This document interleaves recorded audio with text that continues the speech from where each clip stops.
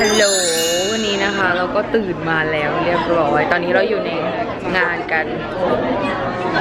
ตอนนี้นะคะเราก็เข้ามาในงานแล้วนะคะดูฉากเราและฉากหลังของเรานะคะมีความดีงาม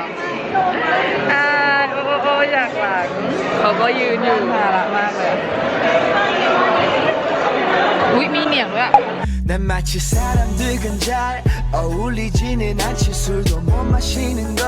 안 맞는 게 더 컸지 손은 깍지로 끼는 거 싫어하는 너였지만 마음만큼은 절대 안 놓을 걸 알았지 난 너에게로 다가와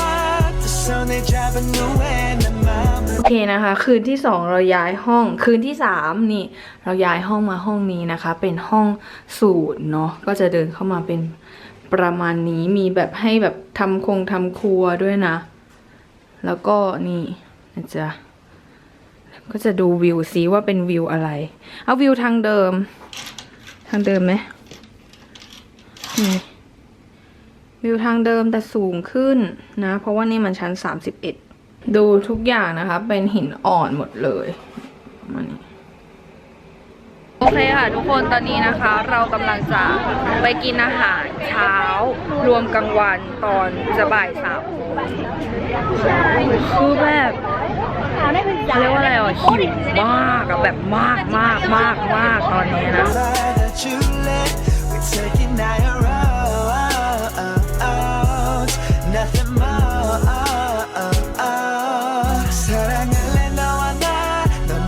ตอนนี้เรากำลังจะเดินไปที่ลายเฟนอันนี้เป็นครั้งแรกของดิฉันที่จะพาทุกคนมาลายนั่นแหละครั้งแรกนะแล้วตอนนี้เรายืนอยู่แบบว่า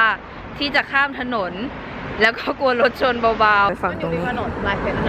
นี่แล้วก็จะเดินไปแถวตรงนู้นนะพี่ลิเคยมาแล้วแต่ตัวเจ้เนี่ยไม่เคยมาเดี๋ยวไปกันตอนนี้เราก็ใกล้ถึงลายเฟนแล้วนะคะก็อยู่ข้างหน้าเราเดี๋ยวรอข้ามถนนนะก็ชอบที่ข้ามถนนที่นี่มากเพราะว่ามันคือหยุดก็คือหยุดไปก็คือไปแล้วเราจะรู้ว่าเราข้ามตอนไหนอ่ะมันดูแบบสบายอ่ะตอนนี้อากาศหนาวนะเขียวแล้วว่าให้ทำสลับซ้ายมือแล้วค่อยมองถึงแล้วจ้าลายเฟรนฮัลโหลสวัสดีน้องลายเต็มไปหมดไปเดี๋ยวเราจะเข้าไปข้างในกันเถอะ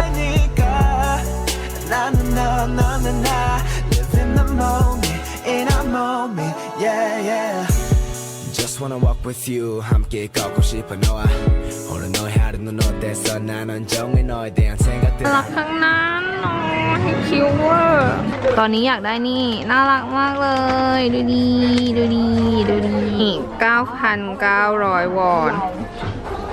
นี่ค่าผม3 อันนะคะเอาไปฝากพี่บัวกับน้องแอมอุ้ยเป็นลูกหมู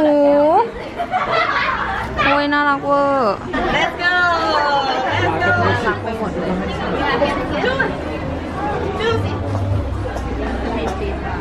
ความน่ารักนี้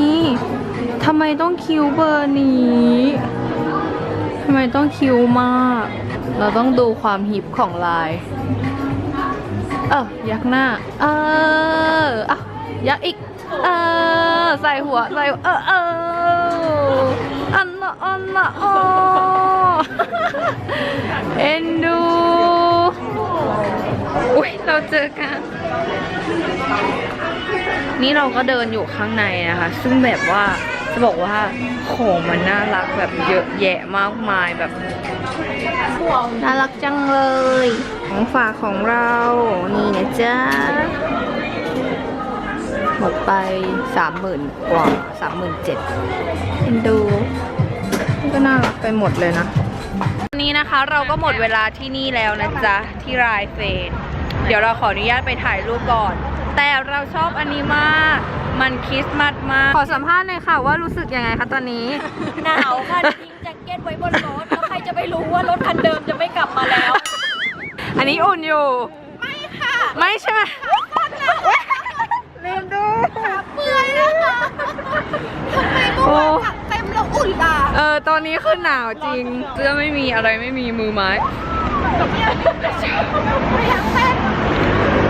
ตอนนี้เราก็ยืนอยู่เพราะว่าเรารอรถมารับนะจ๊ะอีกพักหนึ่ง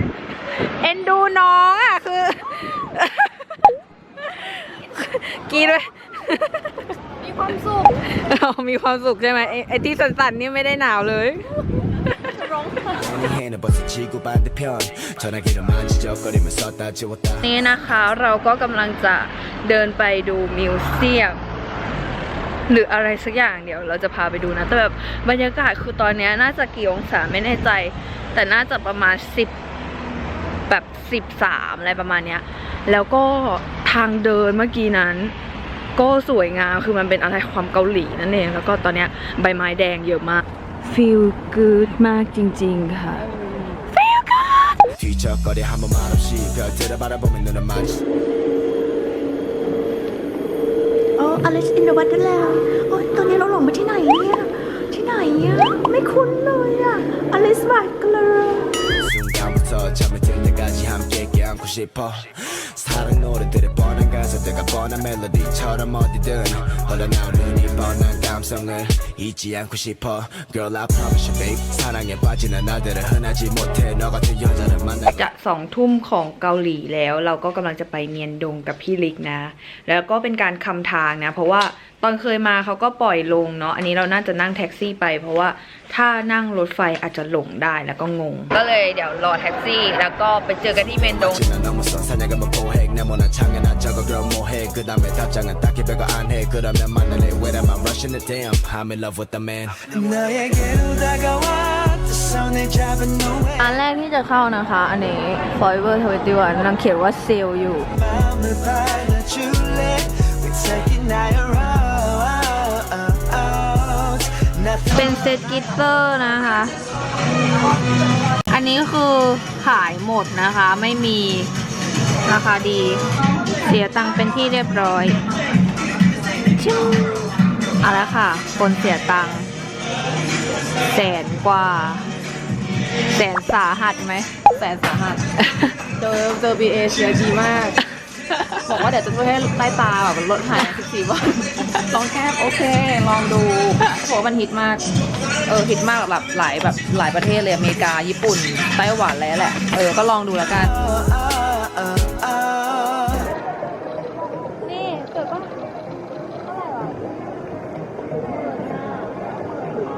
300 กว่าบาท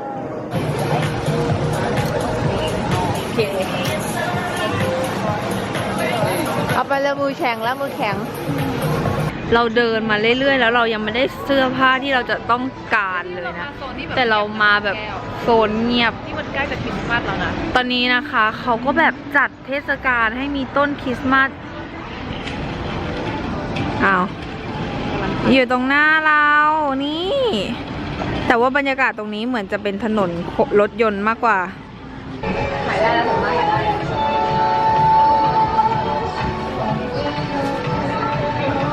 ความสวยบอแต่สีมันก็คล้ายๆกันเนาะฮัลโหลค่ะก็วันนี้นะคะมอร์นิ่งเช้าวันที่4แล้วหรือเปล่า4แล้วนะคะสำหรับทริปคาริสของเราซึ่งวันนี้เราก็แต่งตัวแบบหนาวอีกแล้วแต่จริงๆแล้วอากาศอะคือมันก็หนาวแหละแต่ว่ามันไม่ได้แบบ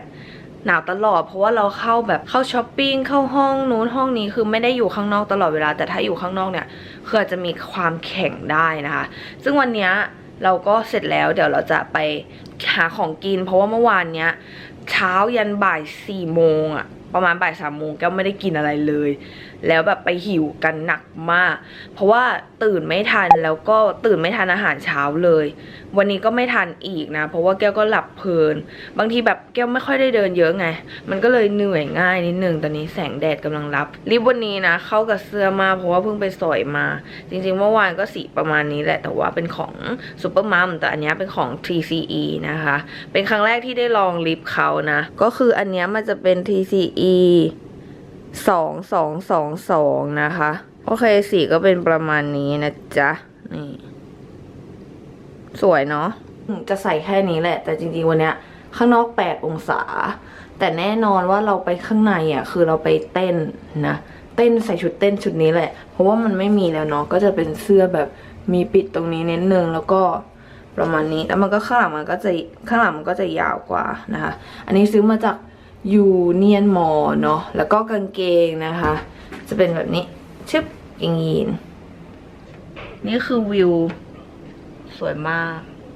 เจอมาดามแล้วก็พี่ลิกแล้วไปกันดีกว่า ตอนนี้นะคะเราก็กำลังเดินไปไลน์เฟนอีกรอบแต่จะบอกว่าแก้วไม่ได้เอาโค้ทมาแต่เสื้อก็หนาอยู่แต่แบบมันก็หนาวอ่ะแล้วก็เดี๋ยวจะไปเขาเรียกว่าอะไรนะกินไอติมมั้งพี่ลิกบอกว่ามันอร่อยนะคะเดี๋ยวลองไปดูกันเพราะว่าเขาให้เวลาอีกประมาณแบบครึ่งชั่วโมงอร่อยไม่พอน่ารักด้วยเจ๊แกบอกก็เลยต้องแบบตามเจ๊แกไปดูนะคะโอเคแล้วเมื่อกี้นี้ได้ของเพอร์ลีเพอร์ล่ามาเป็นคูชั่นแต่ว่าเบอร์3มันยังขาวกว่าผิวแก้วเลยแต่ว่าซื้อมาพอแพ็กเกจ เพราะว่าแพ็กเกจใช่สีอะเบอร์3นะอยู่ โอเคว่าสว่างกว่าตัวเจ๊ด้วย ใช้ไม่ได้แต่นี่ก็ซื้อมาพอแพ็กเกจ แต่อันนี้ชอบสีม่วงแต่สีชมพูเฉยๆแต่แบบสีม่วงไปจับแล้วมันแบบวิ้งๆเดี๋ยวให้ดู ที่กะว่าจะเอาไปแบบว่า DIY เองใส่พวกแบบรองพื้นเองเลยแต่ว่าน่ารักจริงโอเคเดี๋ยวเรา ซื้อเต็มเลยเมื่อกี้ ใช่เดี๋ยวเราไปไลน์เฟนก่อน 사랑할래 너와 나 너무 긴장하지만 우리 사이 다른 건 없을 테니 โอเลียนัมเบอร์วันคือจะเป็นเบอร์นี้แล้วดูทุกคน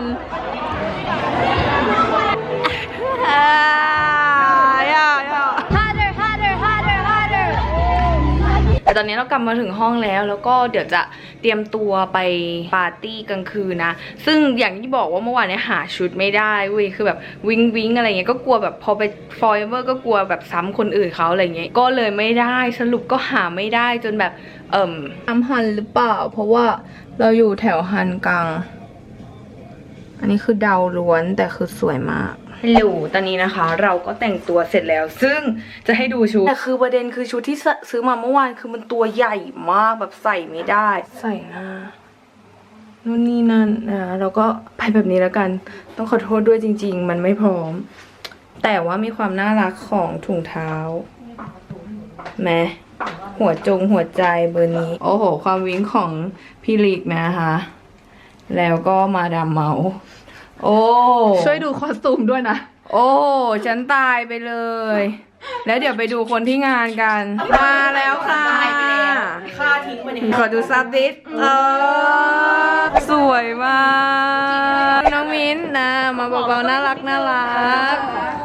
ล้วเราสองคนก็ดูเบาแล้วก็ซอฟๆใสๆน่ารักใสๆน่ารักชุดนี้ได้อินสปิเรชันมาจากซูเปอร์แมนนะคะอ๋อต้องดูนี่นะคะเราถึงในงานแล้วนะจ๊ะบรรยากาศก็เป็นเบอร์นี้ตอนนี้นะคะเราก็ได้ที่นั่งแล้วเป็นที่นั่งที่แบบว่าก็เหมือนจะดีนะเหมือนจะใกล้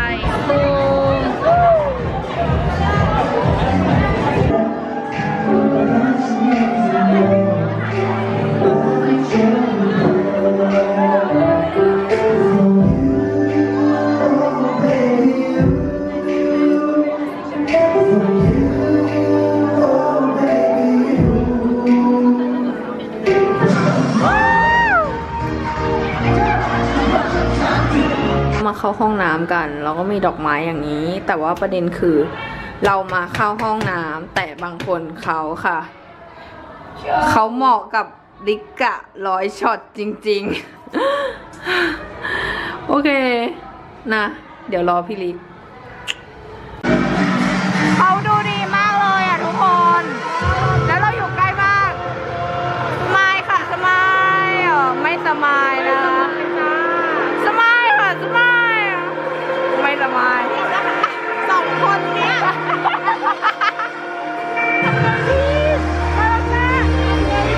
วันเดอร์พีทำไงดีเราไม่อยากไปเลยหน้าแก้วเป็นอย่างเงี้ยหน้าแก้วเป็นอย่างเงี้ยย่องตอนนี้นะคะก็เป็นเวลาตี 1ของเกาหลีซึ่งเราได้กลับมาห้องแล้วสภาพเราก็จะยับเยินเบอร์นี้ถอดขนตาออกแล้วแต่ว่ายังไม่ได้ลบหน้ามีความจะเมาว่าวันนี้นะคะตื่นสายแบบตั้งนาฬิกาปลุกไว้แบบ9 โมงเช้า8 โมงอะไรประมาณเนี้ยตอนนี้คือเขาจะเช็คเอาท์แล้วนะคะก็คือ11 โมงอะตื่น11 โมงคือแบบเย่มากเลยครับผมก็คือหลังจากเราเช็คเอาท์เราจะมีเวลาเหลืออีกประมาณ3 ชั่วโมงก่อนไปสนามบินเพราะว่าแก้วอะบิน8 โมง6 โมงครึ่งแต่ว่าพี่ลิกะบิน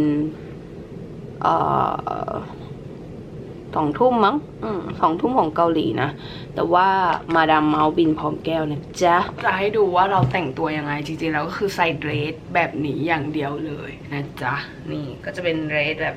มิกกี้เมาส์นะซื้อมาจากเมียนดงประมาณแบบ300 กว่าบาทประมาณนั้นมันก็จะเป็นเดรสยาวๆนะคะดูรองเท้านะอันนี้คือมีหัวใจตรงนี้ด้วยเห็นบอนี่น่ารักเปล่าอันนี้คู่นี้ซื้อมาจากเมียนดงเหมือนกันนะประมาณ 1,000 วอน30 บาทถ้าไม่ค่อยได้ออกข้างนอกอ่ะคือมันก็ไม่ได้รู้สึกว่าหนาวขนาดนั้นเพราะว่าถ้าแบบเที่ยวแต่ข้างในแบบห้างไม่ก็แบบในไหนที่มันอยู่ข้างในร่มอ่ะมันจะไม่หนาวแต่ว่าถ้าออกไปข้างนอกอ่ะหนาวตอนนี้เราก็ขนของแล้วนะนี่คือของเรานี่คือถ้าสะกิดมันนิดหนึ่งมันอาจจะทะลักออกมาได้นะเนี่ย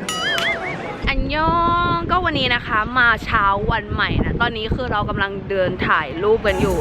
Live in the moment, in our moment, yeah, yeah. See you in my dreams, 이 모습 그대로 간직해주기를 바래. I promise to keep my.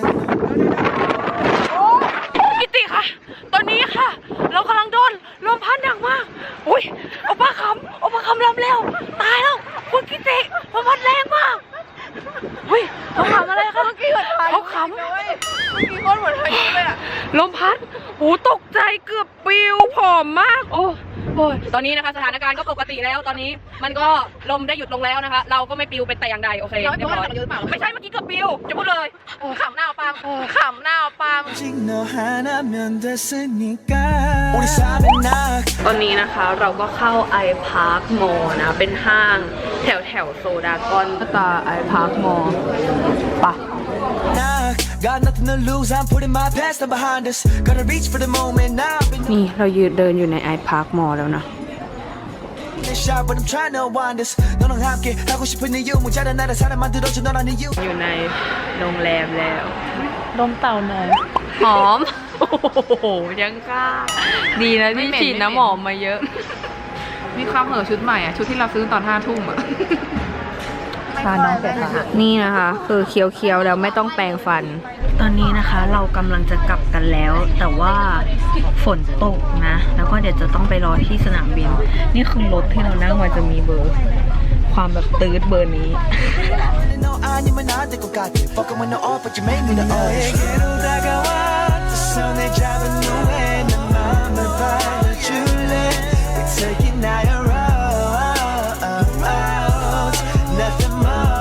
วันนี้นะคะเป็นการวิ่งค่ะหนุนมาดามเมาส์และเราจะไม่ทันเหนื่อยมากจริงๆมาแล้วเราบิน6:20คือแบบวุ่นวายเบอร์เนี้ยแล้วยังมีกระเป๋าหนักๆอีกนะที่ฝากพี่ลิกไว้เพราะว่าพี่ลิกบิน2 ทุ่มตอนนี้น่าจะไม่มีอะไรเดี๋ยวขอไปจัดการทุกอย่างก่อนวอล์กก็คงประมาณนี้นะคะทุกคนตอนนี้นะคะเราก็เดินเหงาๆอยู่คนเดียวเพราะว่าพี่อ้อไปเอาของนะคะเราก็จะเดินไปเกต39มีร้านขนมแบบนี้ด้วยในสนามบินแต่เราต้องรีบไปแล้วสำหรับวอล์กนี้ก็คงจะจบเพียงเท่านี้เพราะว่ามันไม่มีอะไรแล้วนะคะหวังว่าจะสนุกกันนะวันนี้ขอลากันไปเท่านี้เจอกันใหม่คลิปวิดีโอหน้านะคะอย่าลืมกดไลค์แล้วก็ติดกระดิ่งไว้ด้วยนะจะได้แจ้งเตือนกัน